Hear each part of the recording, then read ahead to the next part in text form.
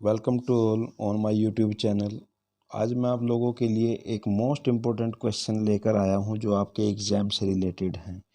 तो बीएड वालों तैयार हो जाओ इस क्वेश्चन के लिए। ये क्वेश्चन आपके सभी टीचिंग सब्जेक्ट के लिए इम्पोर्टेंट क्वेश्चन है।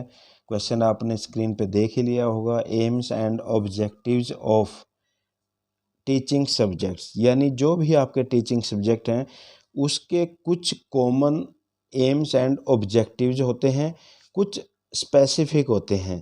तो आज जो कॉमन एम्स एंड ऑब्जेक्टिव्स हैं आपके टीचिंग सब्जेक्ट के, आज इस वीडियो के अंदर हम वो करने वाले हैं। वीडियो के साथ बने रहिए। चैनल को अगर सब्सक्राइब नहीं किया तो चैनल को सब्सक्राइब कर दें और बेल वाले बटन को ज़रूर दबा लें ताकि अगली वीडियो की नोटिफिकेशन मिल जाए। Introduction aims are very important in teaching learning process. Teaching learning जो शिक्षण अधिगम प्रक्रिया है उसके अंदर जो एम्स हैं जो वो एक वेरी इंपॉर्टेंट रोल निभाते हैं। For teaching any subject to the learner aims are fixed up. For teaching any subject, किसी भी टीचिंग सब्जेक्ट को पढ़ाने के लिए लर्नर को एम्स आर फिक्स्ड अप, मतलब जो एम्स होते हैं वो फिक्स होते हैं। Then efforts are made to attain those aims. पहले एम्स फिक्स होते हैं, फिर उनको अचीव करने के लिए एफर्ट्स किए जाते हैं। In the teaching learning of English as a foreign language some aims have been fixed up by the authorities. अब जैसे मान लो अगर हम इंग्लिश सब्जेक्ट की बात करें तो इंग्लिश सब्जेक्ट के अंदर क्या होता है कि भाई English as a foreign language एक फॉरेन लैंग्वेज है and some aims have been fixed up by the authorities. जो भी अधिकारी हैं, मतलब जो भी लैंग्वेज के करता धरता है, वो क्या करते हैं भी कुछ एम्स उसके फिक्स कर देते हैं। Some aims have been fixed up by the authorities but the sad thing at present is that nobody bothers about those aims. लेकिन दुर्भाग्य की बात अगर हम बोलें तो ये है कि कोई भी इन एम के बारे में नहीं सोचता। Everybody is after the examination. हर आदमी, हर एक व्यक्ति एग्जामिनेशन के पीछे भागता है।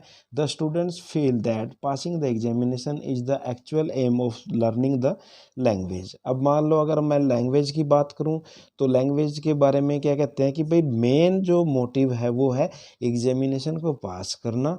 The teachers also feel that their aim is to enable the students pass the examination.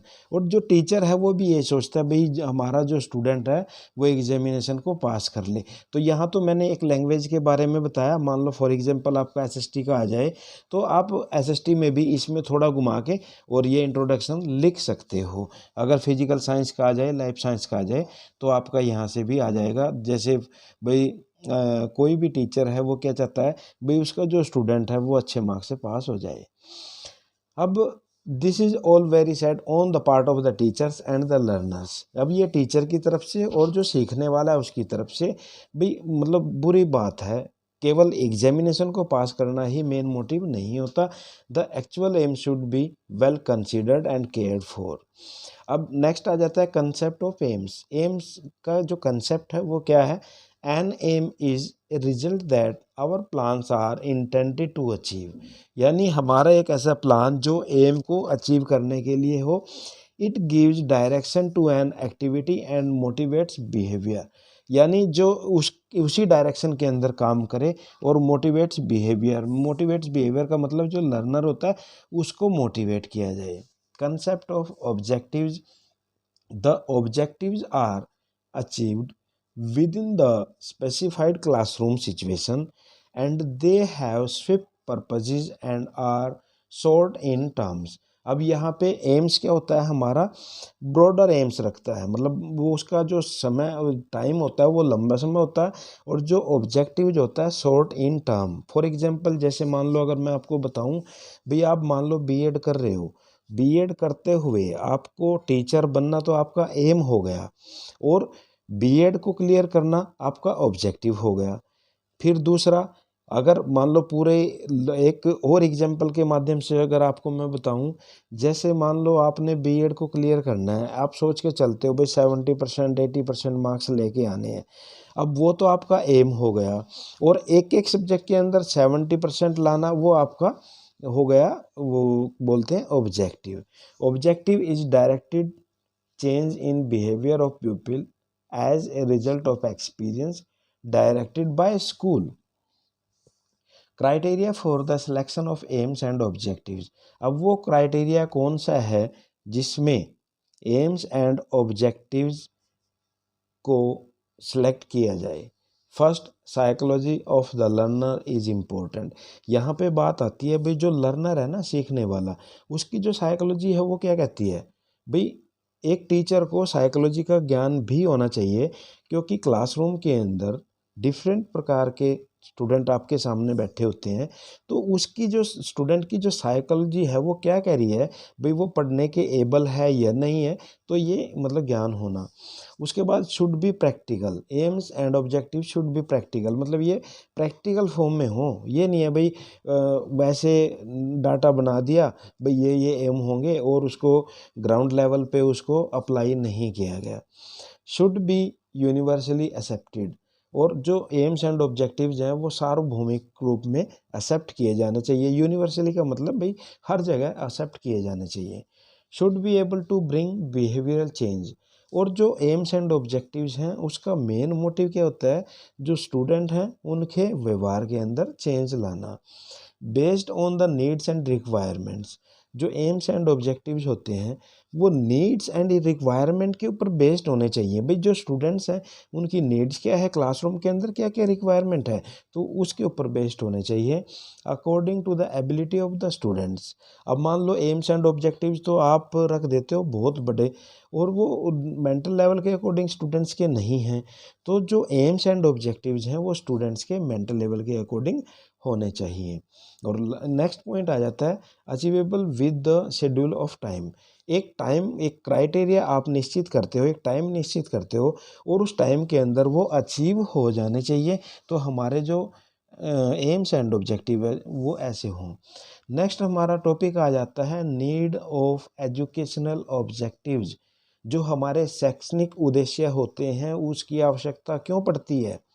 Nature of the education system, यानी जो हमारा एजुकेशन सिस्टम है उसको विद्यार्थियों तक कैसे पहुंचाना, विद्यार्थी उसको कैसे अचीव करे, विद्यार्थी उसको कैसे ग्रास्प करे, तो ये nature of the education system के ऊपर डिपेंड करता है।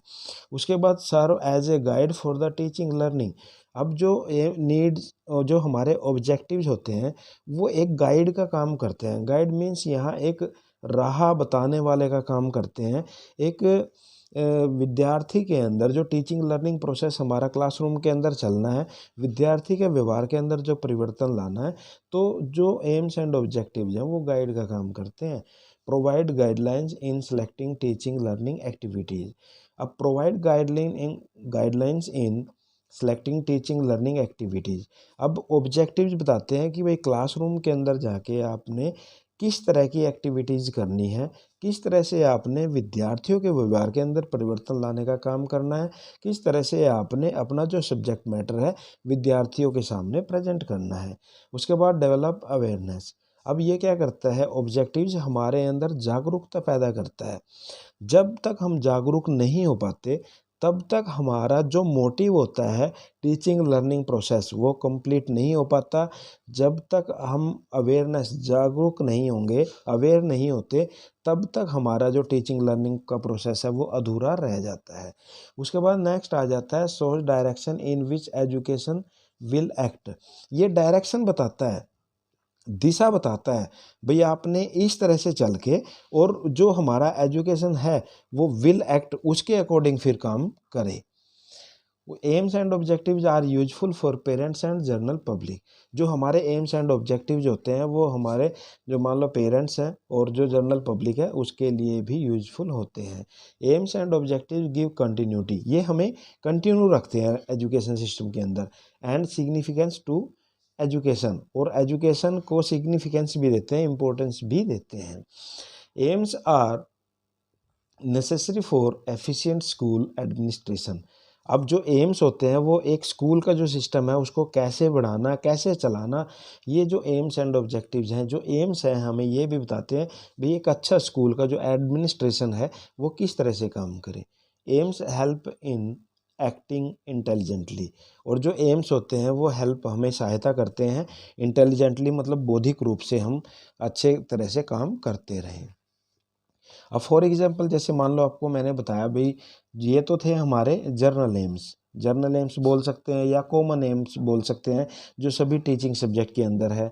अब मान लो मैं एसएसटी का एग्जांपल लेता हूँ भाई, नीड एंड इम्पोर्टेंस या needs of AIIMS for SST social science के अंदर क्या है, तो फॉर गाइडेंस। एक तो क्या होता है, जब हम एसएसटी का विषय पढ़ रहे हैं तो हमें एसएसटी के कुछ ऑब्जेक्टिव निर्धारित करने होते हैं, कुछ एम्स निर्धारित करने होते हैं, जो हमें बताते हैं भाई गाइडेंस हमें किस दिशा के अंदर काम करना है, कैसे काम करना है। To assign the curriculum, curriculum का निर्माण करने के लिए करिकुलम के अंदर कौन कौन सी एक्टिविटी डालनी है, करिकुलम के अंदर कौन सा चैप्टर ऐसा डालना है जिसके अंदर कौन सा टीचिंग मेथड यूज हो। तो ये सारा का सारा एम नीड, ये जो एम्स हैं यही बताते हैं।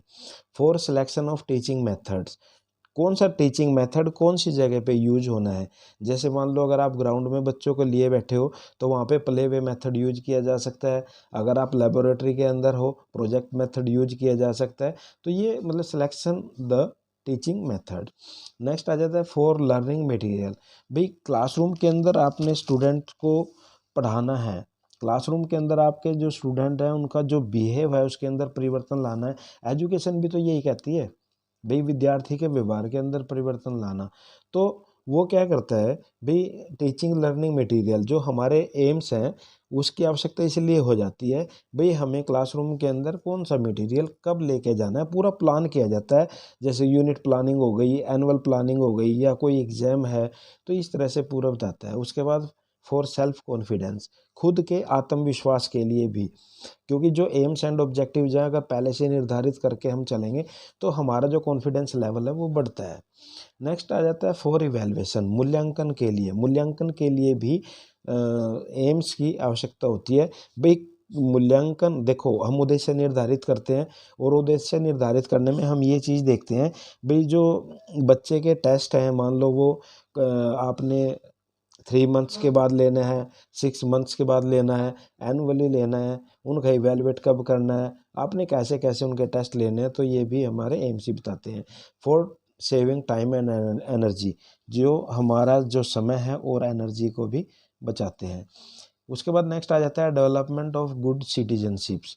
अब एक अच्छी नागरिकता विद्यार्थियों के अंदर करने के लिए, जागरूक करने के लिए, विद्यार्थियों के अंदर उसका विकास करने के लिए भी हमारे जो एम्स एंड ऑब्जेक्टिव है एसएसटी के अंदर आ जाता है। उसके बाद of social feelings, citizen of social feeling, creating interest in subject. Subject के अंदर बहुत ज़रूरी होता है भाई, आप किसी भी सब्जेक्ट के अंदर विद्यार्थी का कैसे इंटरेस्ट बनाएंगे, उसकी रुचि बनाएंगे। Understand the past and present, देखो हमें एसएसटी क्या बताती है, पास्ट के बारे में बताती है और फिर प्रेजेंट में उसको अप्लाई कैसे करना है और फ्यूचर की प्लान कैसे करनी है। To develop good character, SST हमें बताती है भाई जो गुड करेक्टर है वो कैसे डेवलप किया जाए। मान लो जैसे कोई भी महापुरुष है उसकी जीवनी क्लासरूम के अंदर प्रेजेंट करना ताकि विद्यार्थियों के अंदर उसके गुण आए। Developments of habit and skills, विद्यार्थियों के अंदर जो अच्छी आदतें हैं उसका निर्माण करना और जो स्किल्स हैं हमारी उसको डेवलप करना। Of right attitude, of democratic values, हमारा जो देश है वो प्रजातांत्रिक देश है, प्रजा आधारित देश है। यहाँ पे तो विद्यार्थियों के अंदर, समाज के अंदर प्रजातांत्रिक गुणों का विकास हो, तो ये भी एम्स एंड ऑब्जेक्टिव्स रहता है एसएसटी का। Of creative thinking, creative thinking का मतलब है रचनात्मक, हमारी जो भी विचार हैं वो डेवलप हो, तो ये भी एसएसटी के अंदर आ जाता है। ऑफ इमेजिनेशन पावर, हमारी जो इमेजिनेशन पावर है उसको डेवलप करने के लिए। नॉलेज ऑफ एनवायरनमेंट, इन्वायरमेंट की जो हमारी नॉलेज है उसको बढ़ोतरी करने के लिए भी एम्स एंड ऑब्जेक्टिव निर्धारित किए जाते हैं। आर्ट ऑफ लिविंग, कैसे रहा जाए, कैसे जिया जाए, ये भी हमें एम्स एंड ऑब्जेक्ट के अकॉर्डिंग पता चल जाता है। डेवलपमेंट ऑफ पर्सनैलिटी, हमारी जो पर्सनैलिटी होती है उसको कैसे डेवलप किया जाए, ये भी हमारा एक मेन एम एंड ऑब्जेक्टिव रहता है। तो ये था आप लोगों के लिए एक इम्पोर्टेंट क्वेश्चन कैसा लगा कमेंट बॉक्स के अंदर ज़रूर बताना। चैनल को सब्सक्राइब नहीं किया तो प्लीज़ चैनल को सब्सक्राइब कर दें और शेयर कर दें। Thank you.